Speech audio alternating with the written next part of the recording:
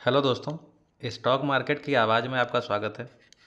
आज हम लोग बात करने वाले हैं कुछ ऐसे स्टॉक्स पे जो कि मार्केट की इतनी बड़ी गिरावट देखने के बाद, जैसा कि हम लोग देख रहे हैं डेली मार्केट लॉस में ही क्लोज़ हो रही है या गिरावट के साथ क्लोज़ हो रही है।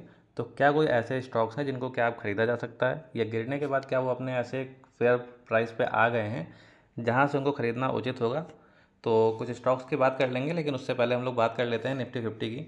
अगर निफ्टी फिफ्टी को हम लोग यहाँ पर देखेंगे तो 24,435 रुपये पे आज क्लोजिंग हुई है इसकी। 24,500 के नीचे क्लोज़ कर दिया है इसने, और 0.15% के लॉस के साथ क्लोज़ हुआ है। तो मार्केट में लगभग डेली हमें गिरावट ही देखने को मिल रही है।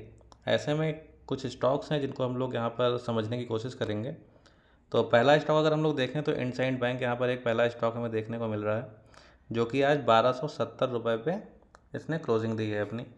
और बात करें इसकी तो 4.35 रुपये के लॉस के साथ क्लोज हुआ है, और परसेंटेज में देखेंगे तो 0.34। अब इसमें खास बात जो आज इसमें देखने को मिली है वो ये है कि अगर थोड़ा सा इसको नीचे की तरफ स्लाइड करेंगे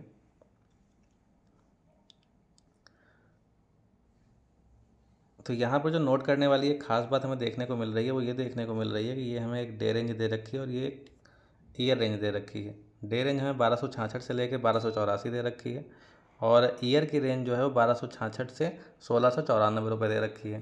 दोनों में कॉमन बात यह है कि इसका लो, ईयर का लो और आज का लो, ये दोनों ही इक्वल हैं, 1266 रुपये 50 पैसे के ही हैं। तो ऐसे में हम लोग ये मान सकते हैं कि मार्केट अपने लगभग 52 वीक के लो पर खड़ी हुई है,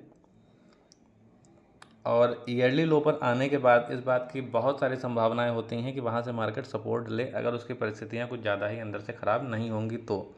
अगर इसका फंडामेंटल बुरा नहीं है या कोई और गड़बड़ी बैंक के अंदर नहीं चल रही है, तो ऐसे में 52 वीक के लो पे आने के बाद वहाँ से मार्केट एक सपोर्ट लेने का प्रयास करता है। लेकिन अभी जैसा कि मार्केट सिर्फ फॉल ही दिखा रही है, क्योंकि लगातार हम लोग पिछले कई दिनों से देख रहे हैं इंडसइंड बैंक गिरता ही जा रहा है। तो जैसा कि हमें यहाँ से फॉल ही दिख रहा है, तो डायरेक्ट एंट्री किसी भी स्टॉक में नहीं ली जाती है, और ये लेना उचित भी नहीं होता है, क्योंकि लगातार फॉल आ रहा है, फॉल आ रहा है, और ऐसे फॉल के टाइम पे आप नहीं ले सकते हैं चीज़ों को। यहाँ पर ये सस्टेन होने देंगे, रुकने देंगे, और ये देखेंगे कि क्या यहाँ पे सपोर्ट का निर्माण कर रहा है। एक तो हमें चीज़ पहले से मालूम पड़ गई है कि ईयर का इसने सबसे बड़ा लो लगा दिया है, और लो लगाने के बाद अगर यहाँ से ये सपोर्ट अपना बनाता है, अगर हमें यहाँ पे कोई सपोर्ट देखने को मिलता है, तो यहाँ से हम लोग एक बाई का जो है अवसर ढूंढ सकते हैं।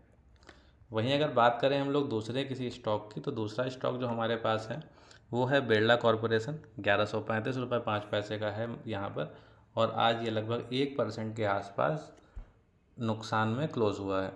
इसकी भी अगर हम लोग बात करें तो यहाँ पर भी हमें सेम डेटा देखने को मिल रहा है कि इनकी डे रेंज और दूसरा जो इनका ईयर का रेंज है, डे रेंज और ईयर रेंज दोनों का जो लो है वो सेम ही हमें देखने को यहाँ पर भी मिल रहा है।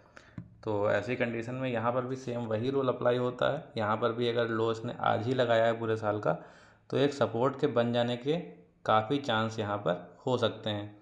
तो हम लोग यहाँ पर वेट करेंगे और देखेंगे कि क्या अगले 1-2 दिनों में यहाँ पर सपोर्ट जैसा कुछ हमें शो हो रहा है। अगर ऐसा होगा तो यहाँ से हम लोग आगे के लिए कुछ प्लान कर सकते हैं। नेक्स्ट अगर देख लें तो आरबीएल बैंक हमें देखने को मिलेगा। आरबीएल बैंक 166 रुपये का है, काफ़ी सस्ता स्टॉक है 166 रुपये का, और ये भी लगभग आधा % के साथ नुकसान के साथ ही यहाँ पर क्लोजिंग दी है। और सेम खूबी जो बाकी स्टॉक्स में दिखाई गई है, सेम वही खूबी इसमें भी हमें देखने को मिली है कि जो इसका आज का लो है और इसका ईयर का लो, ये दोनों ही लो इक्वल हैं।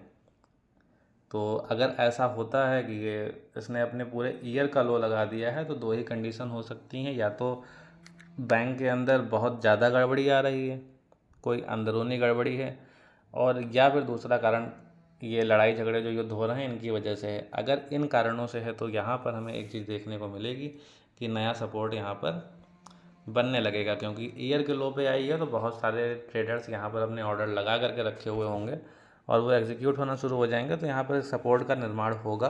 और अगर सपोर्ट यहाँ पर बनने लगता है तो यहाँ से हम लोग इसके आगे की दिशा समझ सकते हैं कि फिर मार्केट किधर जाने वाला है।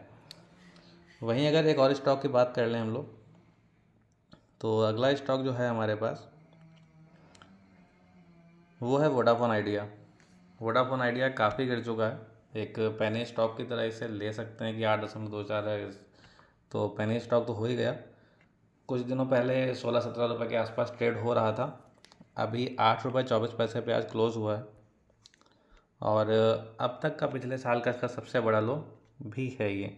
यानी कि आज जो हमने स्टॉक सारे चुने हुए हैं वो सभी ने क्या किया है, अपने ईयर का लो लगा रखा है यहाँ पे। इसकी भी डे रेंज अगर आप देखेंगे तो 8 रुपये 7 पैसे है, और इसका ईयर का जो लोएस्ट रेंज है उसका भी सबसे लो प्राइस है वो 8 रुपये 7 पैसे है। तो इन दोनों में हम लोग ये चीज़ देख सकते हैं कि अगर इन्होंने अपना नया लो बना लिया है तो यहाँ से अगर ये लोग सपोर्ट बनाते हैं तो इस बात के बहुत ही ज़्यादा से ज़्यादा चांसेस हैं कि अगर यहाँ पर सपोर्ट बनता है तो मार्केट यहाँ से अप डायरेक्शन में जाते हुए हमें दिखाई दे सकता है। तो ऐसे में पहले तो हमें डायरेक्ट लेना नहीं है। गिरती हुई चाकू को पकड़ना कभी भी जो है समझदारी की बात नहीं होती है। फ़िलहाल अभी यहाँ पे रुकने देंगे, इसे सपोर्ट का निर्माण करने देंगे। जब सपोर्ट अच्छे से यहाँ पे बन जाएगा तो उसके बाद हम लोग ये विचार करेंगे कि क्या मार्केट वाकई में ऊपर जा रहा है या फिर अभी और इसमें डाउन देखना बाकी रह गया है। तो अगर आपको वीडियो अच्छा लगा हो तो आप इसे लाइक कर सकते हैं। धन्यवाद।